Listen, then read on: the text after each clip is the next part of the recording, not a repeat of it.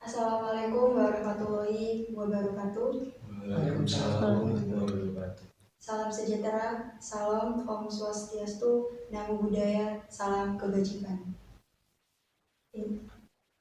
Persatuan Indonesia merupakan sila ketiga dari Pancasila yang memiliki makna Indonesia adalah satu, Bhinneka Tunggal Ika, berbeda-beda namun tetap satu, merupakan semboyan untuk mempersatukan perbedaan. Indonesia memiliki banyak perbedaan budaya antar masyarakat. Di dalam lingkungan perkuliahan pun terdapat banyak isu perbedaan budaya yang harus kita kritisi. Saya Aisyah Jarsabila akan memulai podcast Lintas Budaya guna membahas isu mengenai perbedaan budaya di lingkungan perkuliahan dengan 5 narasumber yang memiliki latar belakang budaya yang berbeda akan berdiskusi dan membahas mengenai isu perbedaan budaya. Sebelum ke sesi diskusi, saya akan berkenalan dulu dengan para narasumber. Jadi di sini ada partner saya, bisa memperkenalkan diri. Perkenalkan, nama saya Abdullah, saya mewakili dari suku Madura. Perkenalkan, nama saya Yorinda Deliana Busumbiling, saya perwakilan dari suku Batak. Nama saya Hafiz Fajar Muhammad, saya perwakilan dari suku Sunda. Nama saya Susana Memrasar, saya perwakilan dari Papua. Perkenalkan, nama saya Muhammad Andika Arifin Ilham, perwakilan dari suku Jawa. Oke. Jadi di sini ada satu pertanyaan yang menarik untuk kita bahas pada malam hari ini, yaitu bagaimana budaya dapat mempengaruhi hubungan antar mahasiswa dan apa sih solusinya dari kalian untuk menyelesaikan pengaruh perbedaan budaya di mahasiswa. Boleh Habib dijelaskan terlebih dahulu? Kalau menurut saya sendiri ya, lebih ke permasalahan dalam bahasa masing-masing suku sih. Kayak mungkin banyak orang yang ngira itu suku Madura itu perkataannya itu lebih keras gitu kayak nadanya. Terus kayak Sunda itu lebih halus dalam perkataan, mungkin dari itu sih. Jadi kalau menurut Anda bahasa apalagi di suku Madura itu orang-orang memikirkan bahwa bahasa yang dipakai bahasa Madura itu kasar gitu atau gak baik gitu. Bukan gak baik, lebih ke nada yang lebih tinggi. Jadi ngiranya kasar gitu ya. Sedangkan menurut budayanya Madura itu nggak kasar, emang begitu budayanya. Okay. Ada nggak sih solusi yang bisa Habib sampaikan? Mungkin lebih ke hubungan gitu, lebih diratkan kayak mungkin karena baru kenal jadi kok gini sih bahasanya keras apa jadi mungkin lebih ke ya saling berteman lah gitu, dan saling memahami. Jadi harus berbaik sangka gitu ya. Jadi nggak menyamaratakan bahwa Madura itu kasar, padahal memang begitu. Oke, terima kasih untuk dari jawabannya. Selanjutnya boleh. Kalau dari saya pribadi mungkin karena di Batak juga kayak terkenal ya dengan bahasanya yang dengan intonasi tinggi. Terus kalau zaman sekarang tuh kayak ngegas gitu kan, ngomong tuh gak usah ngegas-ngegas banget gitu ya. Kalau orang Batak tuh familiar dengan kata-kata seperti itu, jadi ngomongnya santai dong gitu, kurang lebih sama seperti yang Hamid tadi sampaikan. Cuman ada sih perbedaan-perbedaan yang lain lagi, seperti kalau menurut pandangan saya pribadi selama saya hidup di Jember itu kayak menurut saya di sini kayak misalnya nih, kalau di sana itu orangnya kayak ngapain aja cepat gitu, kayak kemana-mana tuh harus sap gitu. Jadi kalau misalnya sampai di sini orang itu kayak santai, bawaannya santai gitu. Jadi kayak kita yang dari Batak misalnya nih beli makan tuh kayak ngebungkusnya tuh pakai perasaan banget gitu ya, kayak penuh hati gitu. Jadi kalau misalnya kita nih di Batak kayak bener-bener makanannya tuh pengen dicampak gitu, nggak paham nggak sih maksudnya aku. Jadi kayak karena saking cepatnya tuh bawaannya kayak gitu. Jadi kita awal-awal yang dari Batak sampai di sini kayak ngerasa kok santai banget sih bawaannya gitu. Nah itu salah satu yang menurut saya perbedaan sih di sini. Nah sama halnya kayak misalnya di kampus kayak mau nemuin dosen atau mau apa gitu, kayak ya udah set gitu, itu biasanya orang Batak. Nah orang Batak juga, tapi mayoritasnya banget sama seperti yang disampaikan Habib tadi, itu di bagian bahasa ya, intonasi suara itu ketahuan banget nih Bataknya, logatnya juga ketahuan banget nih Bataknya. Itu sih kalau dari pandangan aku sejauh ini di kalangan mahasiswa. Gitu. Berarti lebih ke apa ya, daily life gitu ya. Iya benar. Jadi kalau di Batak itu mayoritas orang Batak itu lebih suka pergerakan yang cepat gitu, kayak nggak usah nunggu lama, kalau bisa sekarang kenapa sekarang ya. Oh gitu. Jadi berarti kalau datang ke Jember tuh mungkin agak culture shock gitu ya. Iya, Kalau benar. misalnya orang Jember itu agak nggak satset gitu. Iya. Jadi permasalahannya itu. Ada nggak sih solusi dari Yolin yang mungkin mau disampaikan? Kalau solusi dari aku pribadi, mungkin karena kita pendatang di sini dan mayoritasnya juga di sini itu kayak bawaannya santai, mungkin kita nih yang harus beradaptasi dengan mereka. Nah selain itu juga mungkin kalau misalnya udah deket nih, atau misalnya saya dengan kamu gitu, mungkin kamu bisa ayo gini, maksudnya kita sama-sama menyesuaikan. Tapi untuk yang lingkup besarnya mungkin yang dari Batak nih yang menyesuaikan diri untuk masuk ke ruang lingkup itu. Kayak gitu sih kalau dari pandangan. Jadi yang dari minoritas, mungkin yang disebut minoritas itu yang menyesuaikan diri, beradaptasi dengan lingkungan baru.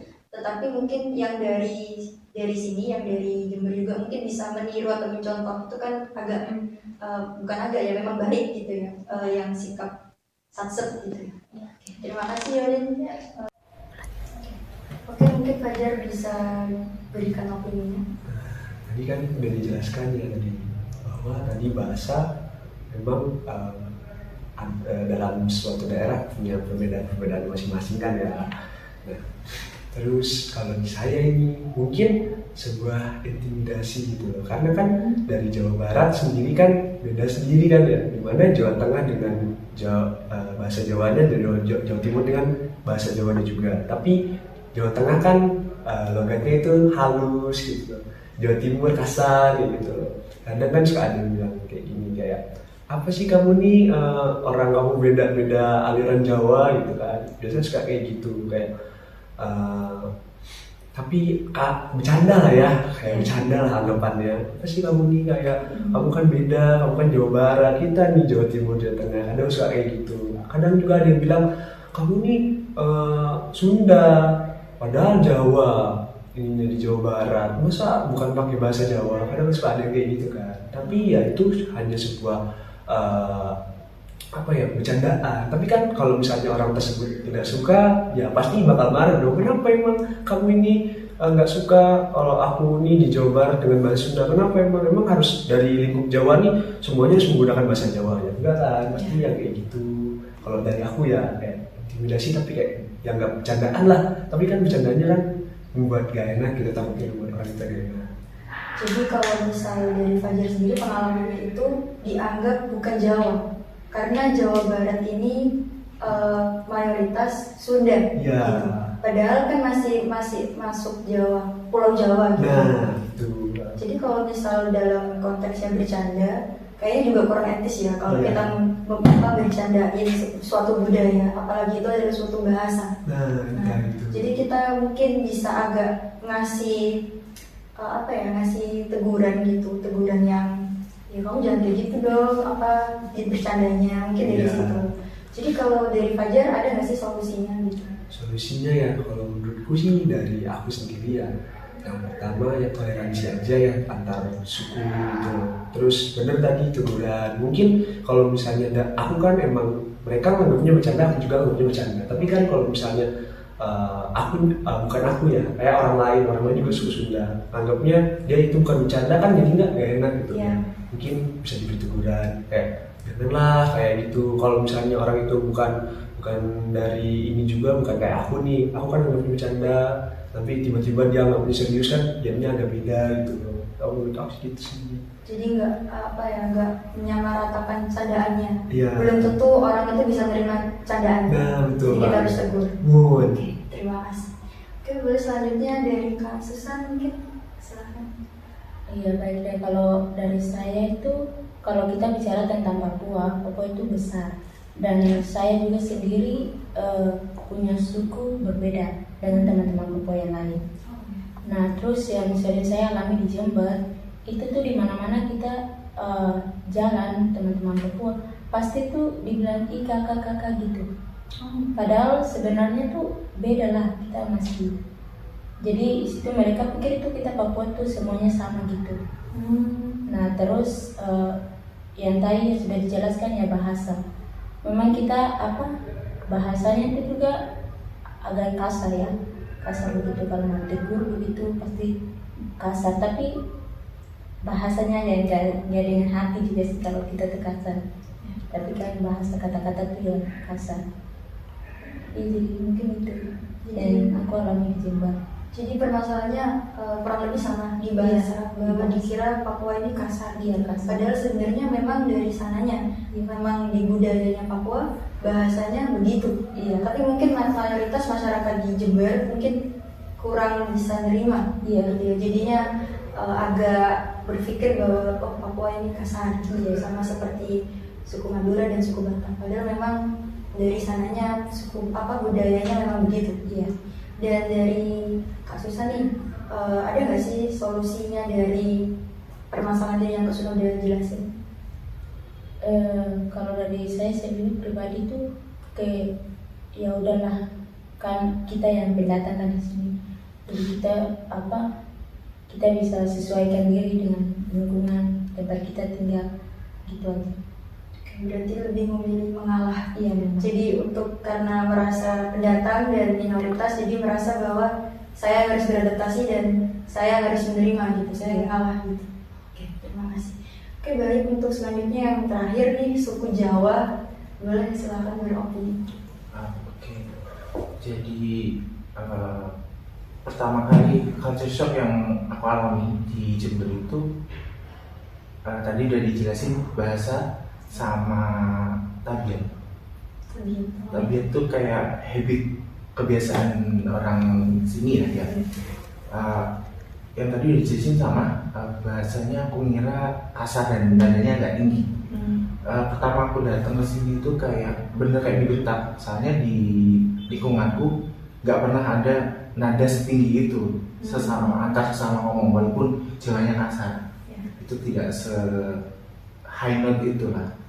Jadi aku merasa kayak dibentak padahal enggak, dan itu cukup bikin aku kaget. Adaptasinya cukup lama, tapi lama-kelamaan juga ternyata biasa aja, mereka juga baik kok, memang nadanya aja seperti itu. Kalau untuk tabiat ini agak setuju sih sebenarnya, kayak yang tadi dibilang agak lemot ya. Kalau misal aku beli makanan itu di Jawa nggak pernah orang itu ngelakuin sesuatu, misalnya melayani orang pembeli nyambi. Kalau nyambi itu kayak ngelakuin hal yang lain, misal di sambil ngomong atau maksudnya kalau ada pembeli ya fokus udah ke pembeli itu, layani dulu apa mau mereka tuh. Kadang tuh masih ngomong-ngomongan sama yang belakang atau gimana, jadi kayak aku kesel sendiri gitu kan. Ayo cepet, kita butuhnya cepet gitu, kayak ayo cepet satset terus selesai gitu loh, jangan kayak aduh lama banget, itu bikin aku males. Itu sih. Oke. Jadi sama lagi ya dari bahasa bahwa di Jawa itu memang, aku sendiri pun dari Jawa. Di Jawa itu memang kalau kita ada yang menasehati gitu ya, itu pakai nada yang sangat halus.